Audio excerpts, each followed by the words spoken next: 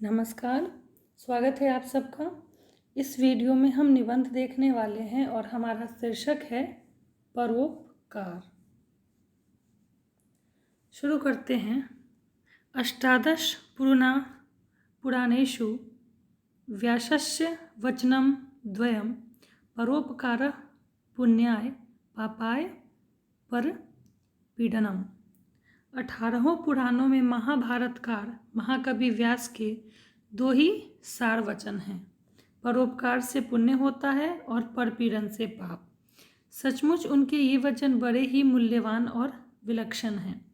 परोपकार अर्थात दूसरों की निस्वार्थ भलाई से बढ़कर मनुष्य जीवन की और कोई सार्थकता क्या हो सकती है। केवल अपने लिए तो नालियों के कीड़े मकोड़े भी जी लेते हैं, किंतु मनुष्य वही है जो मनुष्य के लिए जीता मरता है।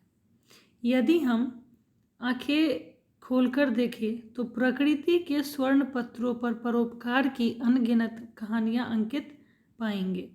धरती सब कष्ट सहती है और हमारे लिए चंदन का पालना ही नहीं बनती, वरन माता की भांति पालन पोषण भी करती है। सूरज स्वयं दिन भर तपता रहता है और सारे संसार में गर्मी, प्रकाश एवं नवजीवन का संचार करता है। चांद रात भर जगता है और हमें चांदनी की सौगात देता है। बादल अपने प्राणों में न मालूम कितनी बिजलियों की तरफ छिपाए रहता है, फिर भी सारे संसार को जलदान द्वारा संतृप्त एवं संजीवित करता है। प्रियतम सागर से मिलने हांफती दौड़ती सरिताएं जाती हैं, लेकिन फिर भी वे मुक्त हस्त आमंत्रण लुटाती चलती हैं। आओ, हमारा जीवन तुम्हारे लिए है, केवल तुम्हारे लिए है। रसाल पादप रसीले फलों से जब लद जाता है, तब वह झुककर उन्हें लुटाने के लिए लालायित रहता है। हर श्रृंगार जब फूलों से सज जाता है, तब हर दिशा को गंध पूरित कर देता है। इसलिए महाकवि कबीर ने कहा है, वृक्ष कबहु नहीं फल भखै, नदी न संचय नीर, परमारथ के कारणे साधुन धरा शरीर। नीतिकार का कथन है, पिबन्ति नद्यः स्वयमेव नोदकं, स्वयं न खादन्ति फलानि वृक्षाः, धराधरो वर्षति नात्य हेतवे परोपकाराय सताम विभूति। अतः प्रत्येक मानव का कर्तव्य है कि वह परोपकार के लिए सर्वस्व न्यौछावर कर दे।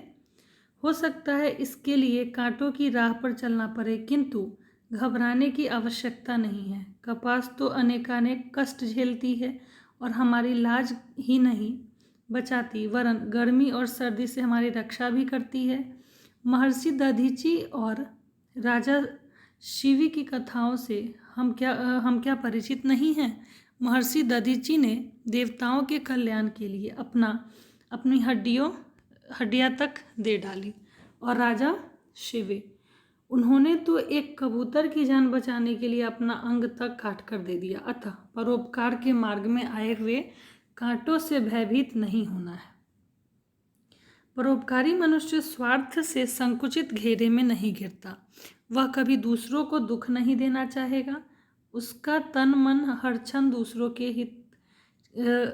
की हित चिंता में रमा रहेगा। ऐसे मनुष्य के हृदय के विकारों की खाई मिट जाती है, उसकी दुर्गंध समाप्त हो जाती है और उसका हृदय स्वच्छ मंदिर बन जाता है, प्रभु का निवास हो जाता है।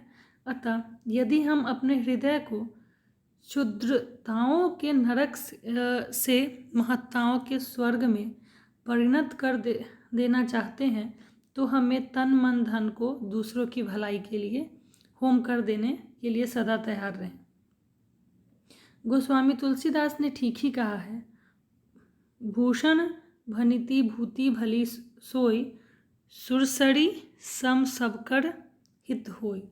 भूखों को अन्न, नंगों को वस्त्र, बीमारों को सेवा शुश्रूषा औषध और अज्ञों को ज्ञान देकर हम विभिन्न प्रकार से उपकार कर सकते हैं। परोपकार का स्वर्ण सुअवसर जब भी हमारे सामने आए, हमें उससे कभी नहीं चूकना चाहिए।